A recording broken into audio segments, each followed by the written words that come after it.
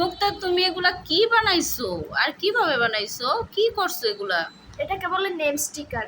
এটা বানাইছি আমি এমএস ওয়ার্ডে খুবই সহজে। প্রথমে একটা পেজ নিলাম, ব্ল্যাঙ্ক ডকুমেন্ট। নেওয়ার পর আমি যাব হচ্ছে গিয়ে মেলিংসে। মেলিংয়ে যাওয়ার পর এখান থেকে সেট মেলিং দিব, তারপর দেবো হচ্ছে গিয়ে লেভেলস। লেভেলস দেওয়ার পর এখানে আমি লেভেল ভেন্ডরসে A1 সিলেক্ট করে দিব। এখানে অনেক অপশন আছে, আমি দিব A1। তারপর হচ্ছে প্রোডাক্ট নাম্বারে দিব হচ্ছে A128171।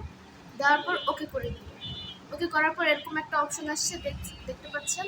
তারপর আমি যাব হচ্ছে গিয়ে হোম থেকে এখানে একটা অল বর্ডার করে দিব। Ctrl A দিয়ে অল বর্ডার করতে হবে, সবগুলো যেন বর্ডার হয়। অল বর্ডার করে দিলাম। এবার আমি এটার মধ্যে একটা শেপস দিব। ইনসার্টে গিয়ে ইনসার্ট থেকে যে এই চারকোনা শেপটা দিলাম, তারপর শেপটা ইনসার্ট করে দিলাম।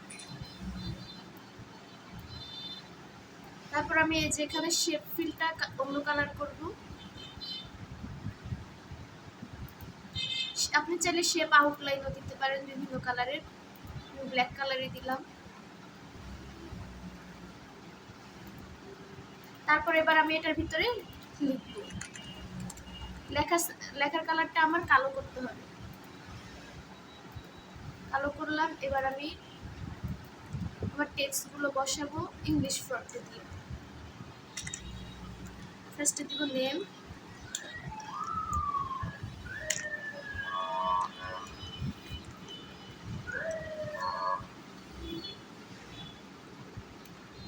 তারপর দিব রোল,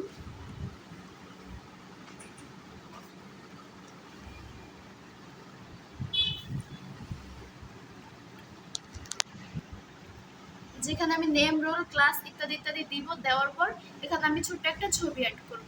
তো আমি অন্য একটা ঘরে কার্টুনটা রাখলাম। রাখার পর ইনসার্ট থেকে পিকচারে যাব। আমার কোথায় ছবি ডাউনলোড করা আছে সেখানে যাব। আমার ছবি ডাউনলোড করা আছে ডাউনলোডসে। তো এখান থেকে একটা পিকচার দিব। দেওয়ার পর ইনসার্ট করব। ইনসার্ট করার পর এই পিকটা কিন্তু এখন আমি মুভ করতে পারতেছি না। তো এই বক্সটাতে ক্লিক করলে একদম লাস্টেরটায় ক্লিক করব, তখন দেখবেন আমার পিকচারটা মুভ করা যায়। এবং আমি এটাকে অ্যাডজাস্টেবল যে কোনো সাইজে করতে পারবো। এটা আমি এখন এখানে বসাবো। বসানোর পর আমি এটা দেখেন আমি জাস্ট একটা বানাইছি, কিন্তু আমি চাচ্ছি যে এই সবগুলোতেই এরকম একটা প্রত্যেকটা বক্সে এরকম একটা স্টিকার হোক। তো আমি কি করব, Ctrl A দিয়ে সিলেক্ট করব। আবার যাব মেলিংসে, তারপর দিব আপডেট লেভেলস। যে দেখতে পাচ্ছেন প্রত্যেকটা বক্সে অটোমেটিকলি এটা বসে গিয়েছে। তো আমরা এভাবে খুব সহজে এমএস ওয়ার্ডে স্টিকার প্লেট বানাতে পারবো।